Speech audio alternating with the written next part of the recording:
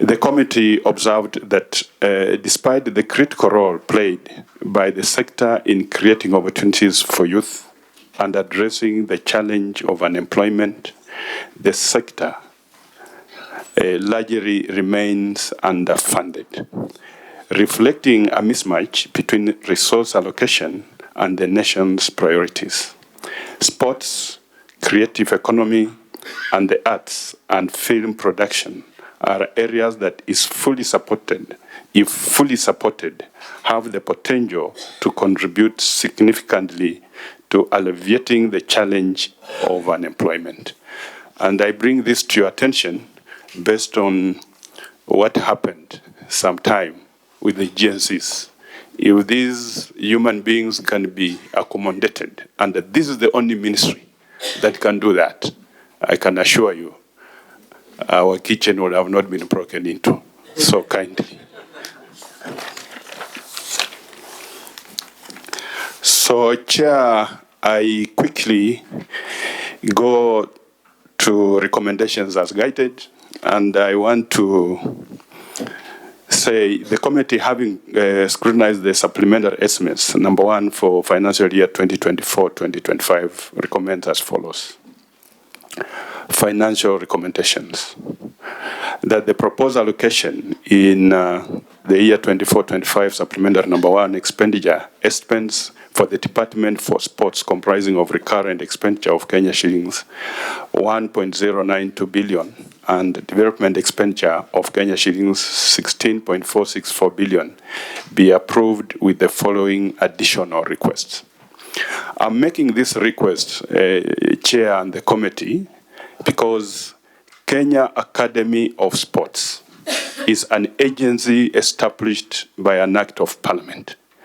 And the Treasury going out of their way just to remove the whole amount, forgetting that this agency has staff who are supposed to be paid salaries. It is totally unfair. Because as it is, then how do the staff of the Kenya Sports Academy survive without any allocation? Because they were not given anything. Same to the ADAC. ADAC is a very serious agency as far as sports is concerned in this country. And avoiding to allocate, then we are going to run into problems with WADA that will actually go ahead and ban our sportsmen and the women to participate even in the next Olympic Games, which are starting on the 26th of this month. So I request these additional requests because as a department, we have nowhere to get anything to give to the Kenya Sports of Academy. Allocating Kenya shillings 98 million to the Kenya Academy of Sports, which has no allocation to cater for personal emoluments. 2, allocate Kenya shillings 55 million to the Anti-Doping Agency of Kenya, which has an allocation of Kenya shillings 20 million to cater for personal emoluments and other operational expenses. B, that the proposed allocations of financial year 2024-2025 supplemental number one expenditure estimates for the State Department for Culture and Heritage, comprising of recurrent expenditure of Kenya shillings 2.78 billion and the development expenditure of Kenya shillings 10 million, be approved with the following amendments and additional requests. 1, decrease the recurrent expenditure for the Kenya Copyright Board of Kenya shillings 25 million, and 2, increase the development expenditure for Undanyi Youth Resource Culture and Talent Center by Kenya shillings 25 million. Additional requests. Additional request still, Honorable Chair and Honorable Members, allocating Kenya shillings 24 million to the Permanent Presidential Music Commission, for identification, auditioning, and preparation of performing groups during national celebrations. That is Madaraka Day, Jamhuri Day, and Mashujaa Day. These days are set aside for the celebrations of the nation's oneness and reflection of our past achievements. C, that is for the State Department for Youth Affairs and Creative Economy.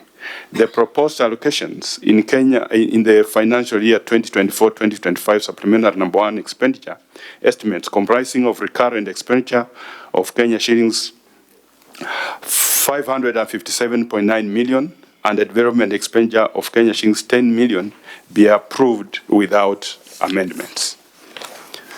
A request for additional funding, Honorable Chair and the committee. The committee is requesting the Budget and Appropriation Committee to consider the following additional funding requests in the sector as highlighted. There are tables that you can go through, but most importantly, and I just want to highlight this, is still Kenya Academy of Sports and Anti-Doping Agency of Kenya. I submit. Chair, has the committee considered doing virtual celebrations this year?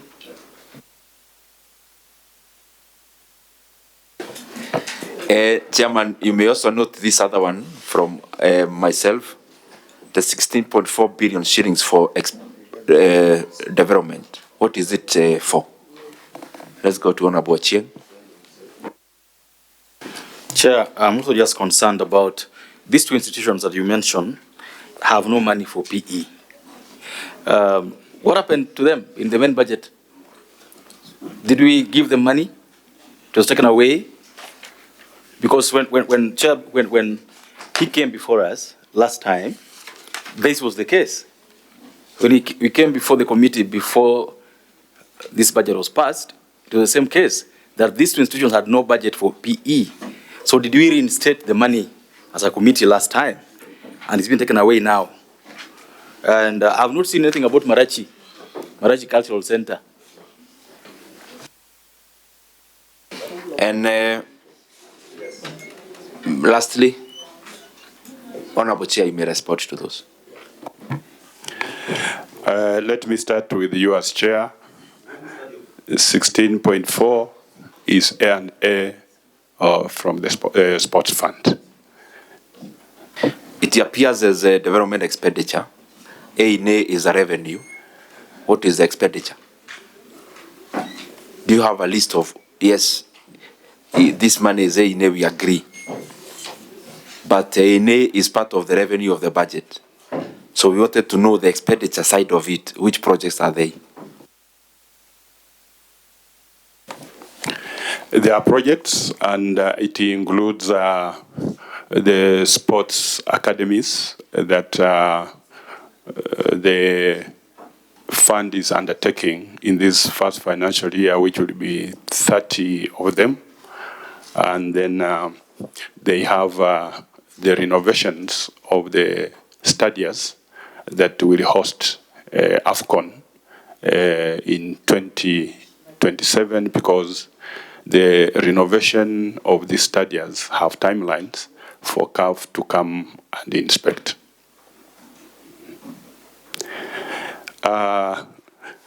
Honorable Emily, this is the quagmire that we are in, and that is why we are making these additional requests for the department to have some money to host the virtual.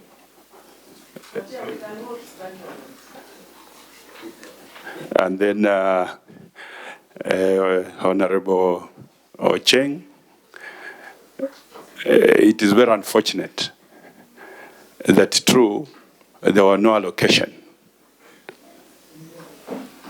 by Treasury to Kenya Academy of Sports.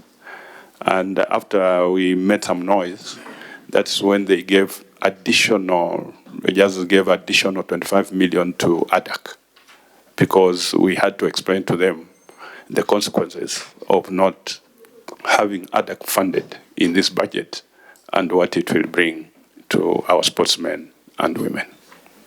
So now that 25 is what has been removed? No, it has not. That's what Yeah. you're suggesting? Yes. Did they have any taken back to them? They have nothing back. They have nothing. We have tried to look around and there's nothing we can give to them. So that's why we are requesting this committee that kindly engage on our behalf Treasury to make sure that these are Kenyans who need their salary and they have got to exist. Members, just for our brief, Kenya Academy of Sports is one of the 47 agencies that are being merged. And the consideration of government, if you look at the sports arena or area, there is the stadia, there is the sports fund, there are some other organizations around there, I may not recall all the names. So the consideration of government is that it doesn't make sense to have all of them. However, what was to happen, all the 47 were to get PE only. They were to get PE, then the people to report to their departments as they get figured out where they are going. So we look at that. However, members also, this is, as we listen in, you can tell there is a very singular trade around ANA. Look at this money, 14.4 billion. And simply because it's ANA, the accounting officer then does not have, is not so obligated to say so much around it. Not the chair, the accounting officer. ANA is just revenue like tax. That's why it comes on the other side of the budget as part of the revenue of government. And therefore, we are here talking about an agency without salaries. Yeah. And we are here also talking about the same department with ANA of 16 billion. Something is very wrong. And members, what we are going to do, we are not going to postpone this problem to any other financial year. We are biting the bullet this financial year. So that all these ANAs, we must streamline it. I mean, there is no one with a pass. Since I collect money because I'm stayed here, I don't need too much money from you, parliament or exchequer. Please don't ask me any questions. This is money that belongs to government. It doesn't matter who is collecting. It is government money. And we must streamline it this time. We are not postponing to any other financial year. So as we continue with the hearings from the chairs, I know also chairs have the same frustrations. Take, for example, Honorable Kawaya was here. Honorable GK will be coming. A person from Kenya Ports, from Kenya Railways, they actually don't even respect the departmental committees. They don't give a damn. Because they have IDL, they have RDL, they wonder what kind of questions they're asking them. This time round, even if it means changing some laws, some of this money has to be of use to Kenyans. We are here talking about roads and pending bills. Yet, Kenya Railways operates more than 40 billion shillings.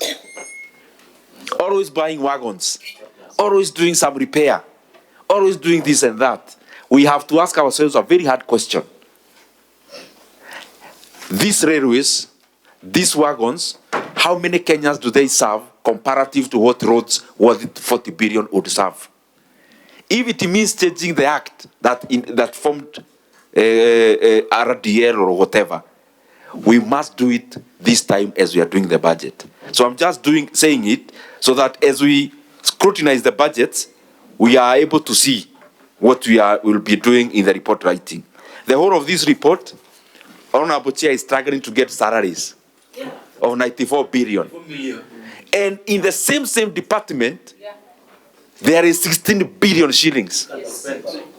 I mean, what are we talking about here? Yes, Honorable Chair. Yes, lastly, Honorable Millie. Thank you, Chair. Now you are speaking my language. That's why I was actually saying, why can't we then do virtual celebrations? But why are we doing virtual celebrations when you have that 16B? So what I would do, I like to walk and chew at the same time. My suggestion, as you've indicated, as we are continuing here, can the legal department be drafting for us amendments? And because we are going to be pragmatic, it means that that amendment may have to come before even our report. That is one.